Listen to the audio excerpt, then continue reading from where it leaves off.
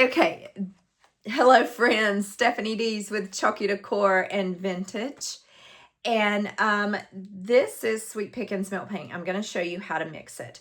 The recipe is 1-to-1 ratio.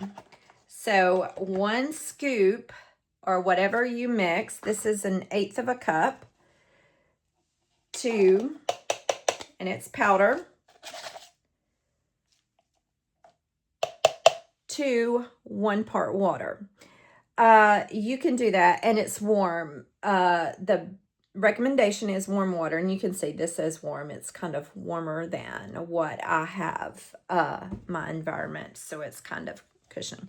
So you can do that, but I'm one of those people that kind of do what I want to do, and there are several ways you can use milk paint. You can do a very thick. You can mix it up how you like it, and you can experiment. You can do very thick, so you just put the water in and then mix it. The right ratio, the recipe ratio is 1 part to 1 part, but you can mix it how you want it, and I suggest you play around with it.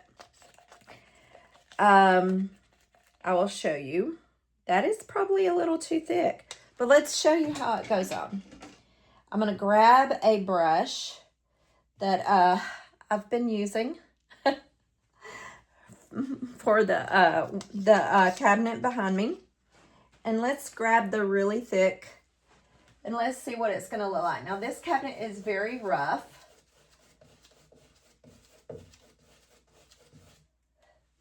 So there. Do you see that coverage? Yeah, it is, that's not what I painted here. I kind of had it a little more, the right consistency with that. So if you do it really thick, it's going to have the most coverage.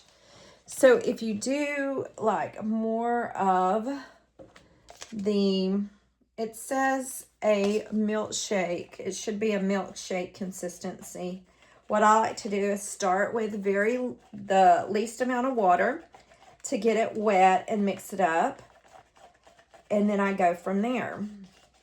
The longer it sits, it will thicken up to the right consistency. So if you feel like you maybe have a little too much water, you know, let it sit for a second. Keep stirring. I love the black, the lantern. Oh my gosh, it is like my favorite. Okay, so here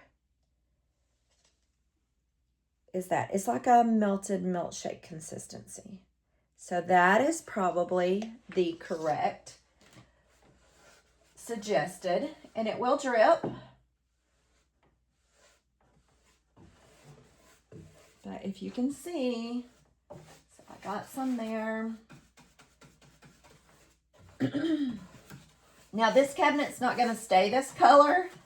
I'm doing this because, number one, I am going to paint this the color I want to paint it, but I like to use the black as an under painting on most of my pieces that I do. You can use whatever color you want, because milk paint will chip, it can crack, it can peel away, depending on what you want it to do. And I'm going to show you how to control that. So another thing you can do with milk paint. Now, black is one of those colors that is very pigmented. I just added more water to this because you can also create a wash. So if you use the white, you can create a wash. So now it's very drippy. So let me show you. I'll do this side. Let's show you the very. See how pigmented that is? But it's almost like a stain for the wood. Okay, there we go. It's very pigmented, but you can see the wood grain really well. If you were to take it, and this is sort of like a damp cloth, you can wipe it back.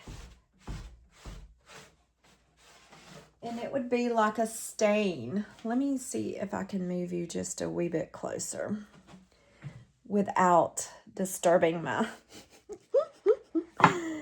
Here we go. Come on. I've got a few things that are obstructing my process. So can you see it now? Yeah. So especially if it were to dry, let me get this. Let's dry both. Do you see how now you can see the wood grain? Closer? You might need to be closer. And how it's fully, takes a little longer to dry the thicker it is. But how this is fully covered.